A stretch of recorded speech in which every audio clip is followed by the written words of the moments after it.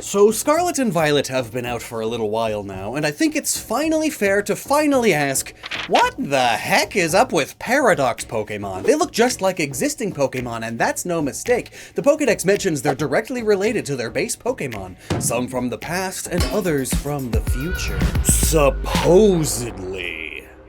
There's a good chance there's no actual time travel involved at all. Rather, the wish-granting, reality-bending crystals are delivering what the expedition leaders who were obsessed with the past or future were hoping to find.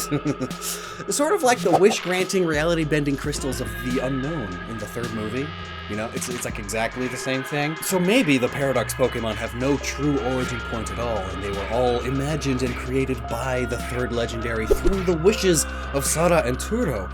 And then they were sent to the past, or the past was altered so that the original expedition would find and write about them, only to have them be ridiculed and their stories picked up by a culture magazine whose articles would go on to inspire Sara and Turo to become obsessed with these theoretical Pokemon and begin their research, eventually creating them through the third legendary and sending them back, forming a time paradox, hence the name Paradox Pokemon.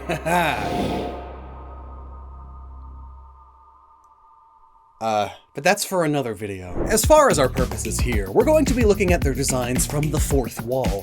Why do they act and look the way they do? Why did Game Freak make them this way? Why did Game Freak write the Occulture articles about these Pokemon the way that they did? In canon, those Occulture articles could be totally bunk, but Game Freak still wrote them the way that they are for a reason, and that's what we're going to look at. From an outside perspective, this is every Paradox Pokemon explained.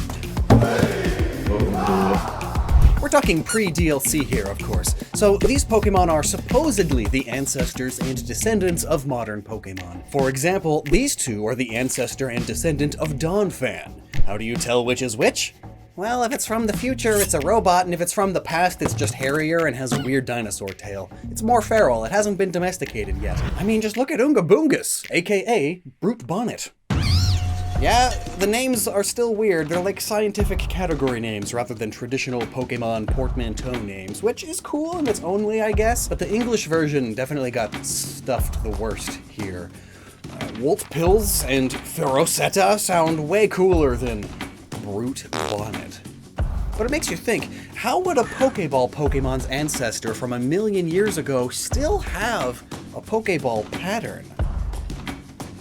Well, let's talk about the name first. Brute Bonnet. Firstly, a bonnet is a type of headwear traditionally worn by women and children that's been a part of fashion since the late 14th century. You're probably familiar with the Victorian style of this hat, which is classified by its massive brim and floofy crown. The style was especially popular in the 18th century, reserved for individuals of elite status, but modern bonnets ditched the brim and are a lot closer to Brute Bonnet, though nowadays only grandmas and young babies wear the old style, and even then, just kinda barely. But this is still the most iconic form of the hat. But does it have to be a bonnet it's wearing due to the name? Well, not necessarily. Think about Ronin. Ronin were a type of Japanese samurai during the late Muromachi and Tokugawa periods of Japan. These samurai wandered the countryside and answered to no lord or master. Their hats, known as sandagasa, were shaped like a flattened bowl upside down, woven from bamboo to be lightweight for their long journeys.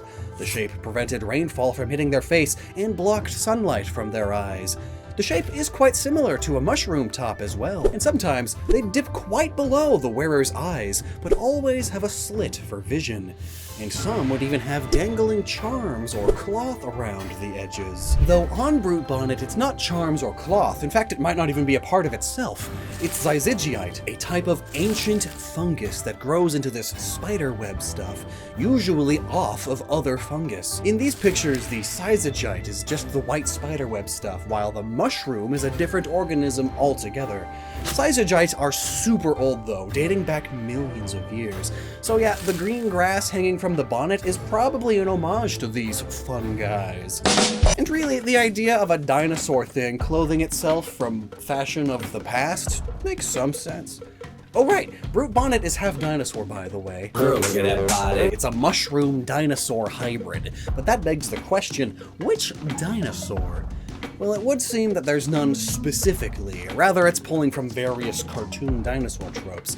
The angry eyes, the sharp teeth, the tail and body. Its head, of course, somewhat resembles the Pachycephalosaurus, the good old headbutt dinosaurs that often have spiky horns all around the dome, resembling a bonnet, perhaps. But Brute Bonnet, oddly enough, is a quadruped, so things like the Triceratops, Stegosaurus, and Ankylosaurus come to mind. And just look at some Anky skulls, also spiky around the dome. And like Brute Bonnet's shield arms, these dinos are plated and have battering weapons on their tails. And look at the Ketrosaurus. If you take those side spikes and make them extra arms, just like how Brute Bonnet has those shield arms and 4 legs below, it works. Kinda.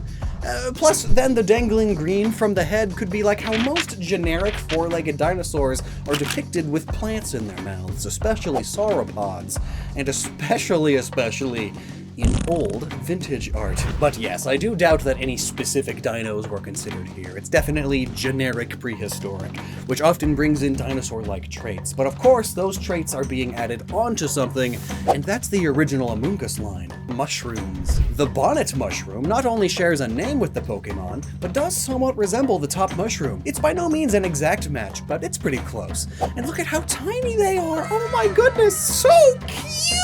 But now it's time for a rude awakening to reality. We all know about Venus flytraps and other carnivorous plants, but did you know that carnivorous mushrooms also exist? Nothing in this world is truly vegan. There are over 150 carnivorous fungi species, trapping nematodes and other microanimals inside of themselves when they crawl atop the mushroom head. They shoot neurotoxins into the prey's body to paralyze them, then cover themselves in a toxic film to melt the poor critters and easily digest them. Whoa. So yeah, here it gets sharp teeth. It's carnivorous now. That explains pretty much everything about Brute Bonnet, except why the Pokeballs? They were barely invented by the time of Hisui, and so how did an ancient mushroom creature develop the pattern perfectly? If we are to believe that they are truly from the past. Well, looking at the other Paradox Pokemon's dex entries, like Iron Thorns, it has some similarities to a Pokemon introduced in a dubious magazine as a Tyranitar from 1 billion years in the future. Or here, its shape is similar to a robot featured in a Paranormal magazine article. The robot was said to have been created by an ancient civilization, so it's clear that even the Violet exclusives didn't come from a single point in time, so it's probably safe to assume the same for all of Scarlet's too. Perhaps this is from a time when ancient Pokeballs did exist, but writing history wasn't commonplace. So perhaps Brute Bonnet is just mimicking an ancient Pokeball the same way modern Among Us is. Or maybe, because of Sada's doings, supposedly sending Pokeballs into the past to capture ancient Pokemon, those Pokeballs would surely look strange and curious to the ancient Pokemon in the world who had never seen such a thing before. So they go to observe it, and then they get caught, trapped inside. Perhaps an ancient Among Us noticed this happening and began mimicking the Pokeball to perhaps lure its prey closer to it. Or maybe these are just what the old Area Zero explorers pictured an ancient Among Us to look like, so that is what manifested. Through the power of the wish-granting and reality-bending third legendary.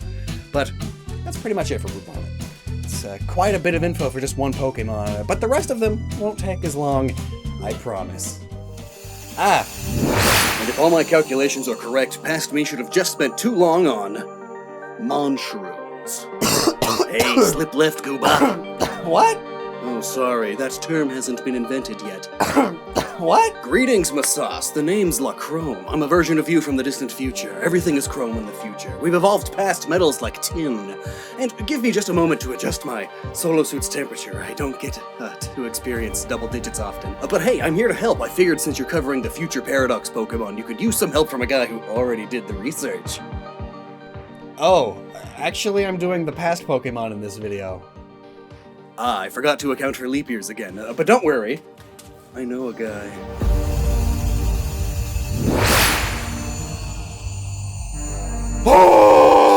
Wow colors! Greet! Me Roxton, your Mega Papa. Get name from rocks in head, rocks in mouth, and rocks in ear. Those are all still parts of your head. Hey Roxton, do you know anything about Screamtail? Oh, that easy scrub. Past parent of Jigglypuff is Screamtail. Puff Balloon soft, but Screamtail, Balloon sharp. Yeah, compared to regular Jigglypuff, it's got those claws and fangs. It's even got the classic caveman, rugged and unkempt hair. It's really just missing a dinosaur bone in the hair, and it would nail that look to the T. Hair look like tail. Yeah, the hair does look like a long tail, hence the tail in its name. All past Paradox Pokemon have a tail, but this one's on the top of its head, so it's funny and notable. Also, rather than Jigglypuff's pleasant and calming lullabies, Screamtail screams loudly! It's vicious! Maybe even mean! Boog, Screamtail, screamy, it sing song like guttural screamo, metal band all day long. Scream primal feral way of singing, look me do it! Look for you,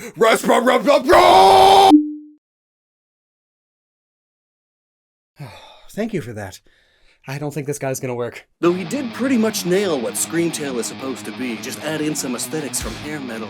Screaming is seen as a common form of singing in genres like screamo, punk, and death metal. These genres are known for their primal grunts and growls as well. It isn't everyone's cup of tea, it's sharp and unpleasant to the ears of many, but experts theorize people like the genre because unlike industry pop, screamo singers let out raw, unfiltered emotion. Not held back by modern niceties or sophistication. Humans are animals too, with instincts. Even in my time, society expects you to bottle your stress and anger, so these let their audience's feelings out for them. And Screamtail is dressed for the part, sporting vampire teeth, bright eyeliner, colored contacts, and of course, wild, unkempt hair. Fitting the punk motif, pink and magenta are wild and shocking colors too. She'd fit right in with Zergazuzits. Zargazuzits? Ah, right. Banned from your time. I don't know, like, Paramore? Agretzico? Plus, if Team Yell had access to a time machine, no doubt this would be their mascot. Well, they could also draw inspiration from the Banshee, a female spirit creature known for its shrieking. In mythology, these creatures will wildly wail right before a family member was expected to die. And this one's about 1 billion years past its expiration date. Though, and hear me out a bit here, it could also take inspiration from the various forms of Boo from Dragon Ball. Appearance-wise, both are pink beings with weird head-tail things that resemble a tail. And it's important to remember that Pokemon has a lot of references to classic Japanese media. I mean, Gen 9 alone introduced a Kamen Rider bug with Attack on Titan's omnidirectional mobility gear, and a literal Godzilla. Pokemon references other media all the time, especially Japanese media. And Boo is one of the oldest characters in the entire Dragon Ball franchise, existing since the beginning of time. If Screamtail really is 1 billion years old, that would make it the oldest Pokemon ever. In real life, the first multicellular organisms appeared only 600 million years ago, which is basically when time began, and Screamtail is 400 million years older than that. Probably a coincidence, but it's another connection to Boo regardless. And in his Kid Boo form, he has a screaming attack that literally almost destroyed the planet because of how loud it was. There's definitely a lot of commonalities here. Oh, and side note, I also love it. This is seriously my favorite past Paradox Pokemon. Oh, I pog you. I pog the same about Sandy Shocks. That is not how you use pog. It is in the future.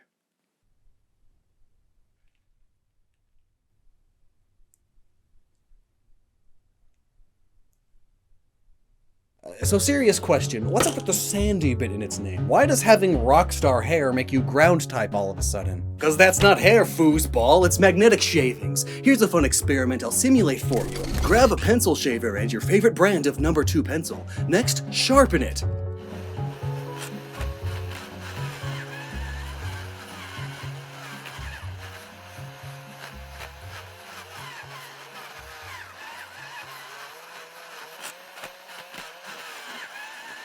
Can hurry me board. How did you unmute? Okay, now that you have a sharpened pencil, get rid of it. It's the shavings you want. Empty the sharpener and dump them onto a table. Now grab your favorite magnet, roll it all up in the center of the shavings, and voila! Your homemade Sandy Shocks. Due to the magnetic fields created by the magnets stick to its poles to create a fancy hairdo effect, and that's why it's called Sandy Shocks. Technically, these shavings can be considered sand. It doesn't have to be just the yellow sand you're used to on beaches these days, but even then, beaches can come in plenty of fancy colors. It all comes down to what they're made of. In fact, if you take a big classic magnet and drag it around a beach half buried, you'll get the same effect. It pulls the little iron shaving parts of the sand out of the sand.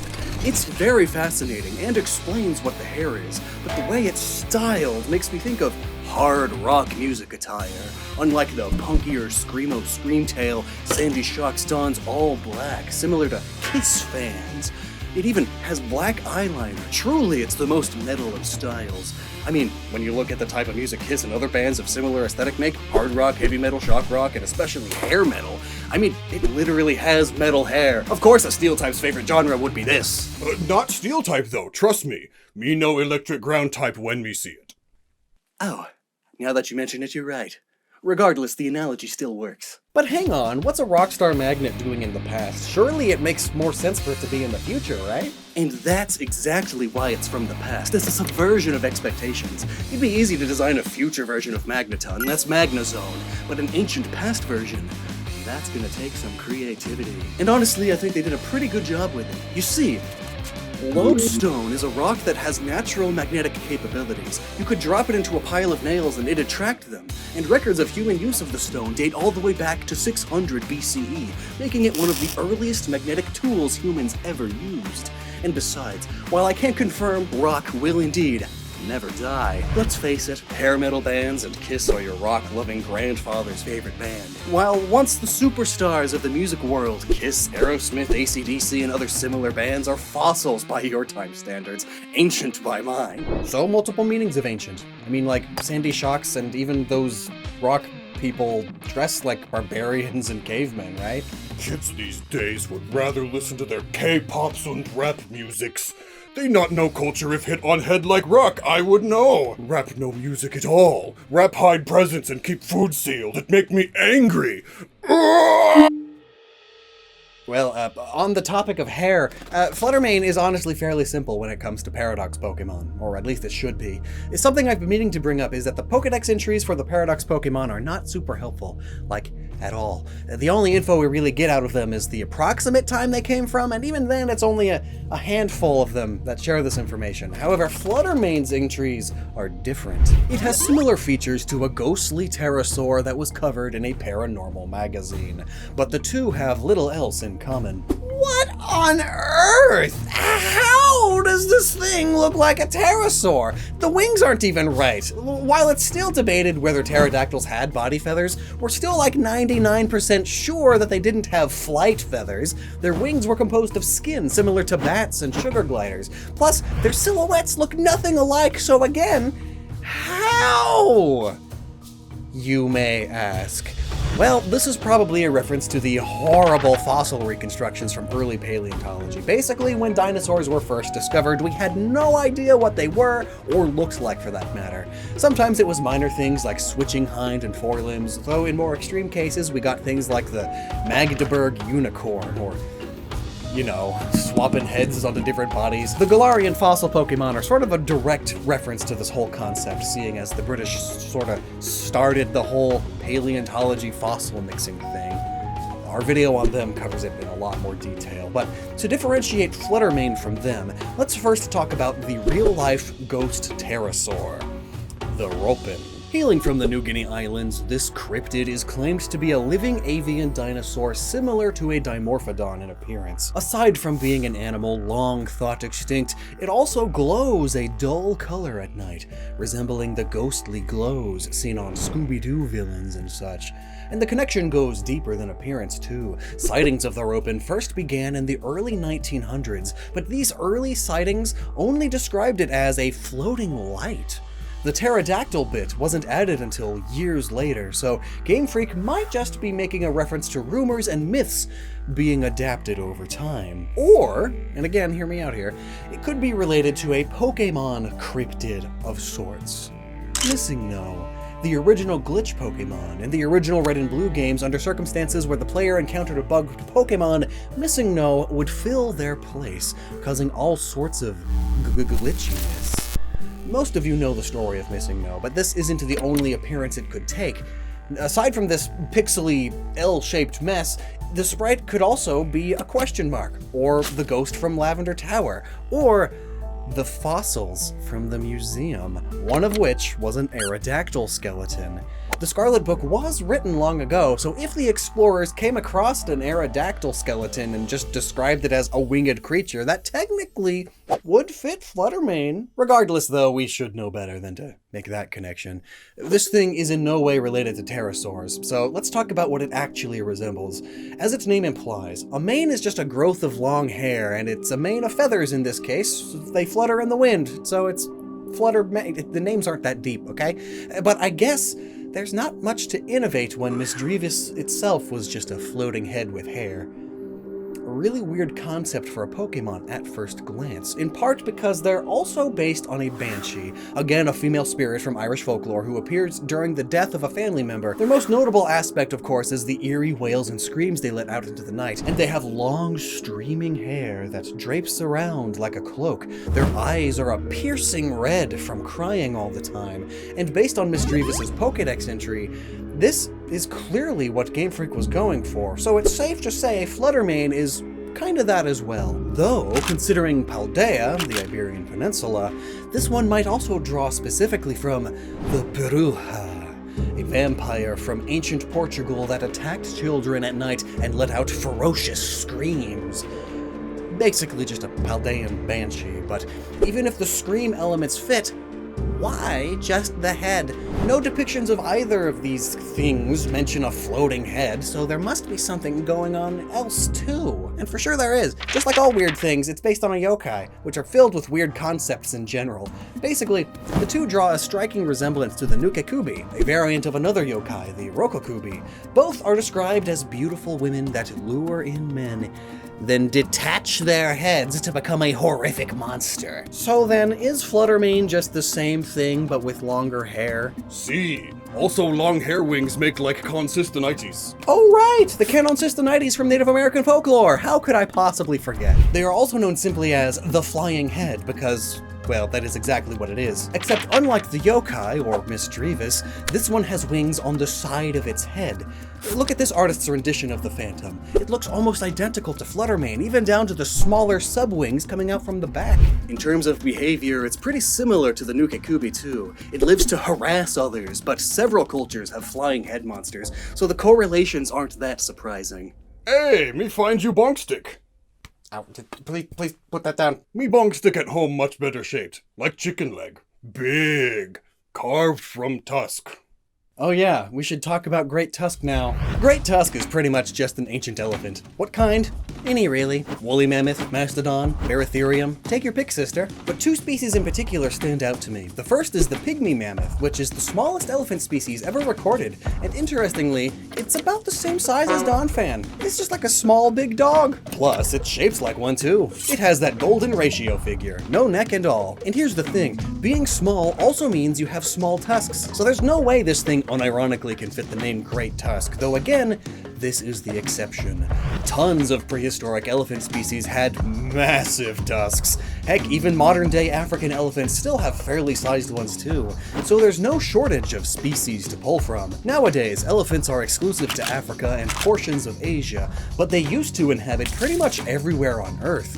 One such species was the straight-tusked elephant. Look at those guys. Today, Pachytherium is recognized as the largest land mammal of all time. It's basically this big rhino monster thing that could reach up to about 30 feet long. However, based on fossils of the straight-tusked elephant, some believe it could have been even larger. We just haven't found definitive evidence yet. But either way, it's still the largest elephant species of all time, standing at over 15 feet tall on average. Now that's a great tusk. And notably, the Iberian Peninsula was also the last stronghold for the species, the last place they lived before going extinct completely as recently as 30,000 years ago. So, bonus points for a Paldean connection.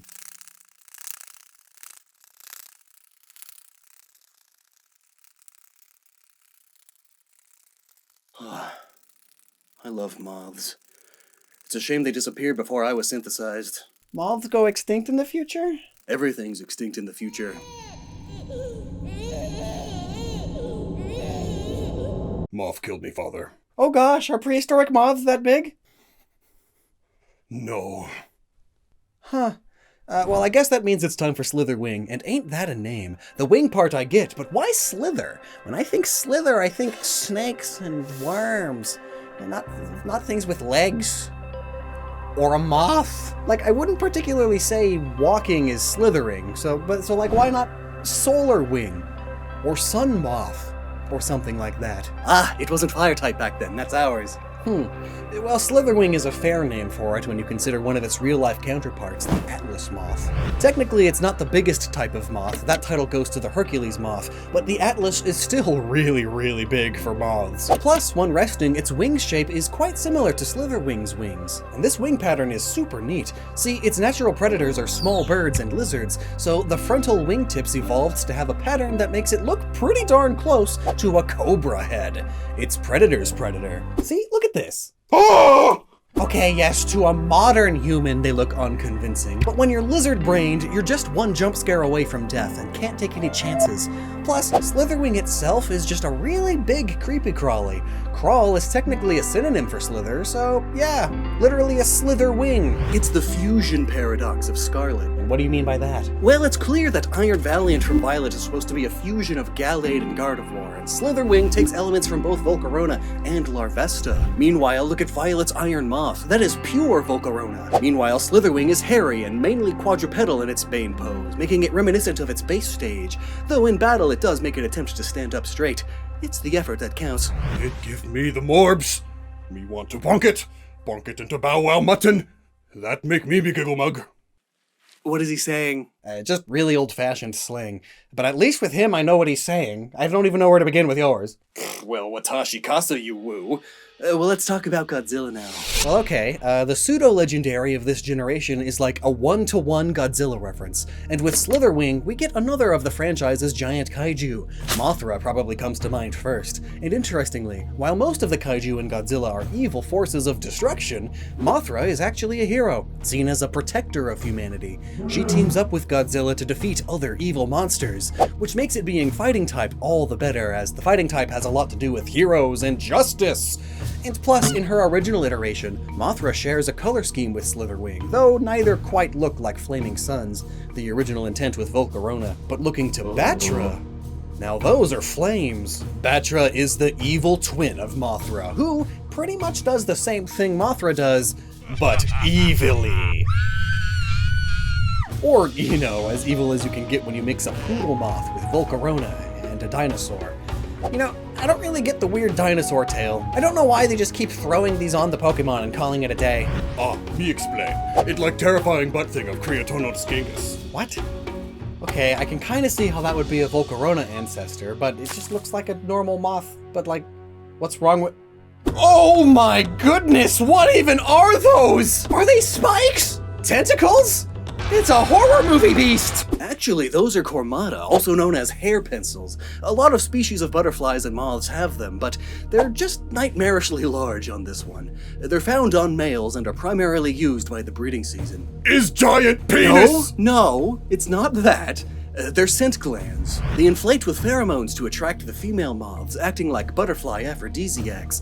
The hairs helped waft the scent in all different directions to improve the chances of attracting a mate. They're basically the wacky inflatable arm flailing tube men of the animal world. And yes, don't worry, we still have those in my time. So is we done? Can me go home? Stone may burn in oven if late. Must catch new Simpsons episode. Not just yet, there's still one more. It's here. I'll see you in like 5 minutes. Or, I guess a week for you. Lol. Roaring Moon. Roaring Moon is not based off of Salamence. No, this one goes even further beyond. Roaring Moon is based specifically off of Mega Salamence. Of all the Scarlet exclusives besides the legendary Koraidon, it has the highest base stat total. It's still poo-poo diddles though. 10 points less than your Salamence. Oh, really? Well, regardless, as I said, this thing is basically a cooler Mega Salamence, and boy is it lore rich. Let's start with that name.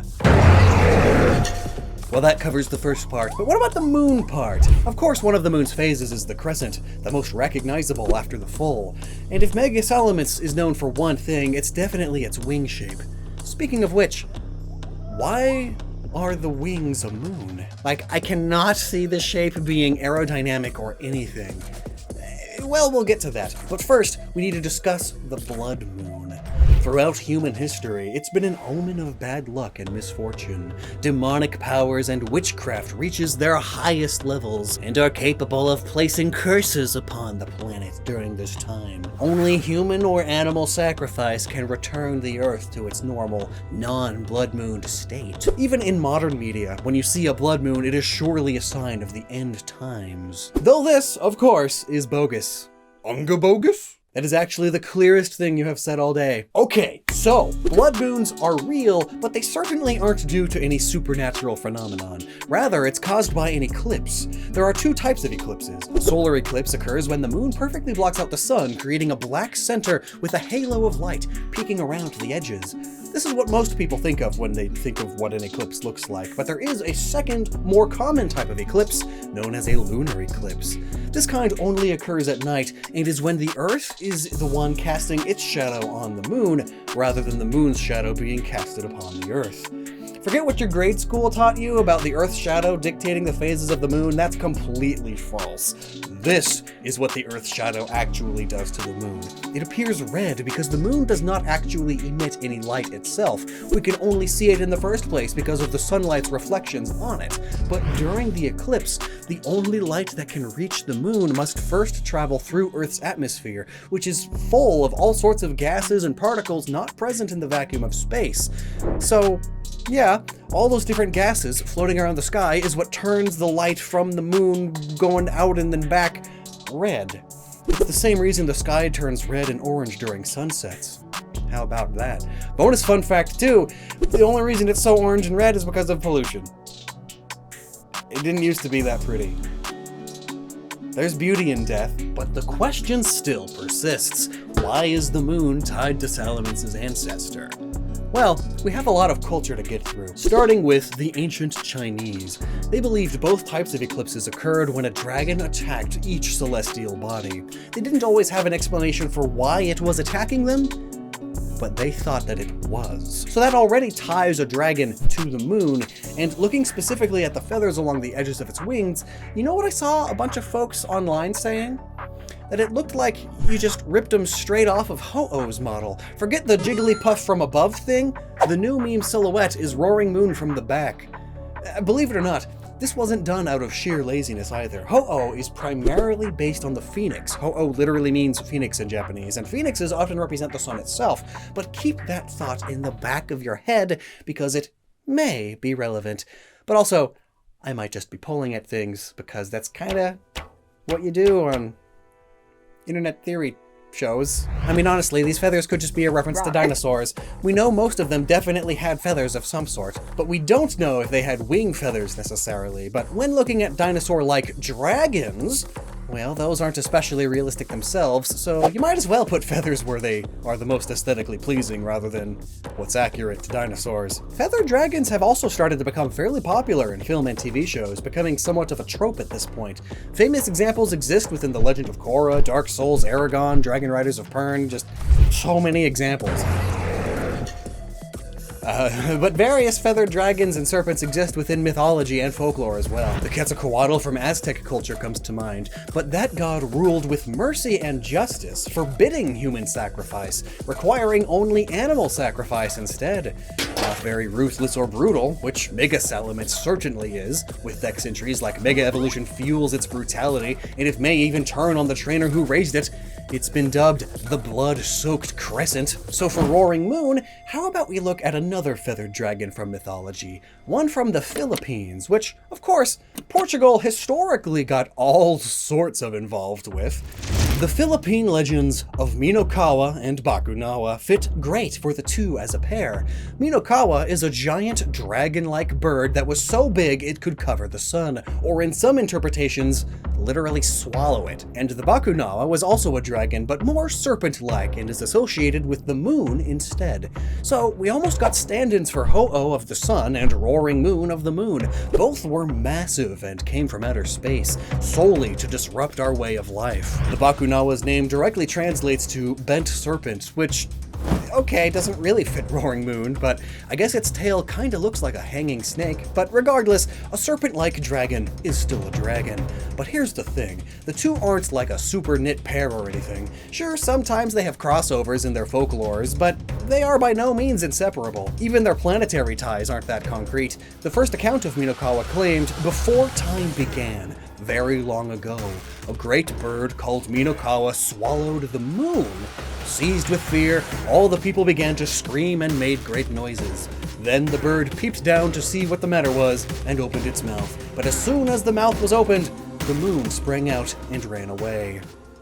So yeah, it actually wasn't even tied to the sun until later, so we definitely got some confusion going on here, but luckily, this fits even better, doesn't it?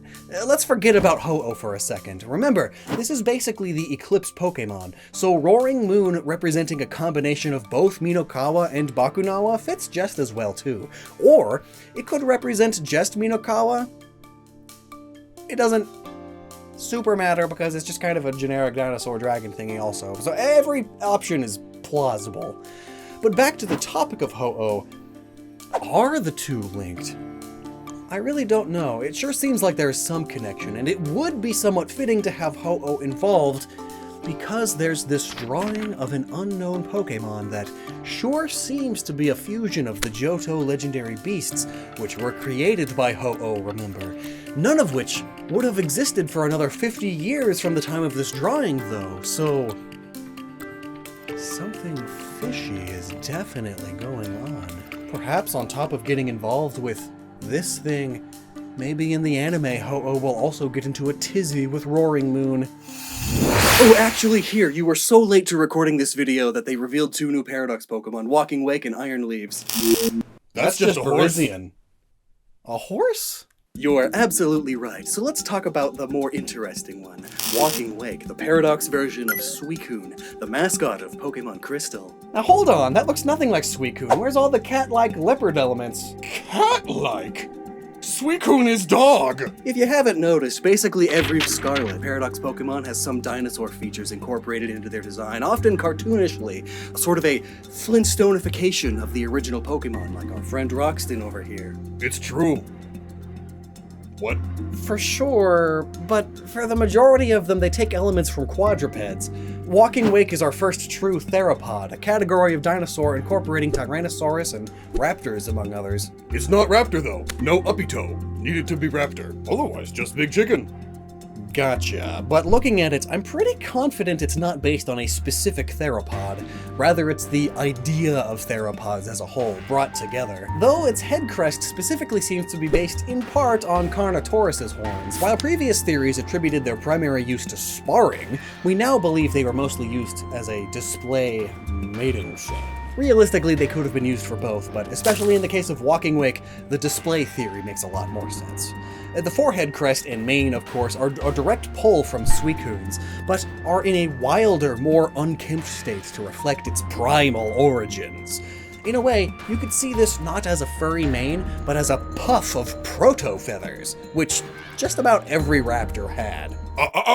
No big uppy toe. Not raptor. The sleek cerulean crest is now archaically chiseled from stone, covered in rugged edges and imperfections, but that purple fur along its back is a different story. For Suicune, it represents the Aurora Borealis, but Walking Wake's mane adopts orange tips at the top. Now, there are red northern lights occasionally, but this more likely pulls from the sun itself. Even though it's a water dragon type, this Pokemon is a sun user, having access to several sun-based moves, such as Sunny Day, and its signature move, Hydro Steam, is an 80 base power water move that acts differently from all others. Instead of losing 50% of its power during harsh sunlight, it gains 50% to become even stronger in harsh sunlight.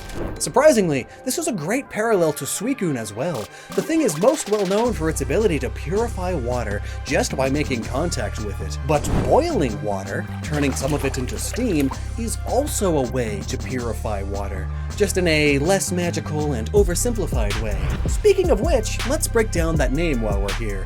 The wake part of its name can be interpreted in multiple ways. Perhaps it's a reference to the social gatherings held before a funeral, you know, because it's supposed to be extinct and all, or it could be the exact opposite. It's waking up after its million-year dirt nap, rising with the sun in the morning, waking up to meet its source of power, or it could be simply referring to a wake. A wake is any disturbance on the surface of a body of water caused by an object moving at high speeds, usually from a boat or a jet ski. And of course, just like Suicune, this Pokemon can also walk across the surface of water at incredible speeds, creating a natural wake, if you will. So unless, for whatever reason, you're really tied to this being the mobile funeral Pokemon, that's where this lizard gets its name. Ah yes, lizard. Because Basilisk Lizard runs across water on its two back feet. Closest thing to real-life Suicune. Yeah, basilisks are really cool. By rapidly slip-slapping their specialized feet against the water surface, they create tiny air pockets that keep them from sinking so long as they maintain a speed of about 7 miles per hour or faster. Now hang on just a picosecond, let's back up to that water boiling thing now. Game Freak could have left its purification abilities the same. It's just magical mumbo-jumbo, but they deliberately chose to change it. Why though? Skyrock. Yeah, it could be a reference to the Chicxulub impactor, the massive asteroid that wiped out the dinosaurs. The impact caused significant weather changes around the globe, the most significant one being atmospheric temperatures soaring well above 900 degrees Fahrenheit, which in turn caused the Earth's oceans to boil for over a year. This is fine. Throughout the entire process, it's believed sea levels dipped by over 300 feet, and it was a main driver in the fifth mass extinction. So rather than the beauty of the Aurora Borealis, Walking Wake carries with it the last of the sunlight visible during a sunset, the final moment of the potential past Paradox Pokémon. Too deep 5 me. Me just like it tails. Rippling and moving like small water waves, much akin to Suicune's thingies. Right, they've been transformed into a pair of reptilian tails that likely it uses for balance. And as it turns out, lizards can sometimes have 2 tails too, though it is worth noting that no species naturally has 2 tails. Rather, it's a genetic mutation on an individual level that affects multiple species, or sometimes when a lizard detaches its tail for defense, it will have something go wrong and it regrows 2 instead of just 1. And some lizards have even been recorded as having 6 tails at once, so really 2 isn't that uncommon. But what's important here is what the double tail means in folklore. For instance, Italian culture claims anyone who is able to find and catch one of these 2-tailed lizards may be blessed with incredible luck and good fortune. I'm not so sure Walking Wake brings luck with it necessarily, but we didn't exactly get a lot to go on with this, and Iron Leaves is the same. We don't really have anything about it. We don't even have any accompanying paranormal magazine or dex entries, or really... The only source of information right now is the official Pokemon website, and that... all we really know is that they kind of resemble those old sketches. Like, there's a resemblance for sure, but it's a combination. What gives? I personally believe that the lack of clarity and clear plot holes was intentional. As more Paradox Pokemon are introduced, the more confusing they become. It's clear these newest ones were created from the sketches versus the other way around. But how this was done, we'll just have to wait until the DLC, I suppose. I already know. Anyways, I'm now off to explain Iron Leaves in your other video. What other video? Toodles!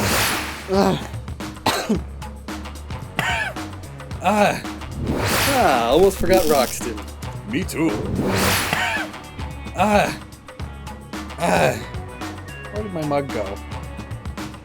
Well, I hope interacting with Roxton and Lachrome wasn't a bad idea. I wouldn't want to cause any sort of irreversible time paradox or anything.